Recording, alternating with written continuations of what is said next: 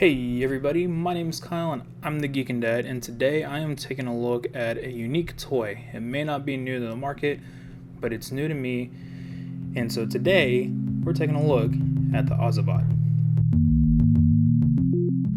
Dubbed My Tiny Tinker Robot, the Ozobot fits in the palm of a child's hand, which is fitting, as the Ozobot aims to bring the ideas and fundamentals of coding to kids in a fun, engaging manner.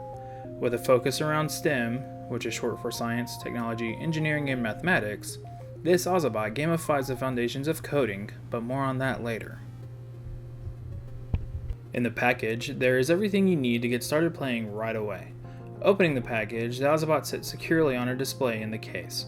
Removing it from the top, you find everything else you need underneath, complete with a soft, rubber-dome shell to help protect and diffuse the LED light, a USB charging cable, a calibration card, a starter set of cards for you to be able to start playing immediately, and appropriate documentation.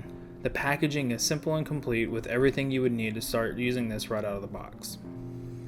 Turning it on, the Ozobot lights up and starts a steady glow. That indicates that it's looking for a line to follow. Before putting it on anything though, it's always best to put it on a calibration card to make sure it's ready for use. To get it to go into its calibration mode, all you have to do is press and hold the power button for about 5 seconds and it'll start to flash white. Place it on the calibration zone, and as soon as it goes forward and recognizes that it's good to go, it'll start flashing green, letting you know. Now you're ready to play on paper or on a tablet. Now we're ready to play. You can play with this in a few different ways, the first being with markers and paper. Red, green, blue, and black are the only colors that you need. Draw your line on the paper, put the Ozobot on the line, and let it go. Depending on the color of the line, the little LED will match. If you make a series of dots, and they're a part of the language that the Ozobot knows, then it'll do whatever that series of dots says to do, from a spin to speeding up or slowing down, and all kinds of moves in between. The other way to play is using a pre-built track that you can download online, which there's many of, and using the codes to figure out how to complete those tracks. Also, you can use one of the apps that's built for the Ozobot itself. Inside that app, you have the ability to do some freestyle drawing, edit and work with a pre-drawn track, or play different games that make you think critically on how to get from start to finish. You can also use their coding and block programming language to have the Ozobot do something predefined, but that's for a different video. And so there you have it, a simple overview of a not-so-simple toy. There is so much more that you can do with this that I haven't even shown or gone over in this video because there's just not enough time to really do it all. The thing about this little guy is that by itself, there's a lot that you can do with it in terms of playing games and things like that. But as soon as you get 2 or 4 or however many you want, you're bringing a whole new level of complexity and engagement and entertainment factor from this little guy. You can have them race. You can have 2 people. I've seen where people have made games that based off of the roll of dice, you have to try to find a way to create a map or a track rather that the Ozobots follow, and now you race based off of, and your track is based off of the roll of the dice, and whoever wins wins. There's the coding program that's a block code editor that lets you program multiple of these that can dance together. I mean, robots dancing.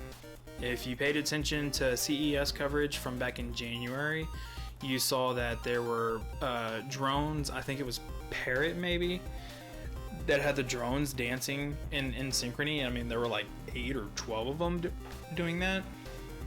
You can do that with 4 of these little guys. So there's a lot that you can do with this, and it really opens up and expands the imagination, and it's a really cool toy. I did have a chance to take this over to some friend's house, and they've got 5 kids, 2 of which are 6 and 8, so of age to play with this. And I had the app on my iPad for them. And so basically all I did was set my iPad down, calibrate the Ozobot to the iPad, and I just started sort of playing with it in front of them. And immediately they were interested, they were intrigued, and as soon as I let them take over, they were engaged. And they had fun with this thing for a long time. Now, had I had time to really sit there and explain and teach them everything, they probably would have really learned and understood how it worked, why it worked, and all that fun stuff. But in the 15 minutes I let them play with it, just on their own figuring it out, they already figured out how the different codes did different things, and how you could do the different maps and the different tracks and all that fun stuff. So I think that 6 to 8 year old range is really kind of your sweet spot for introducing this to kids.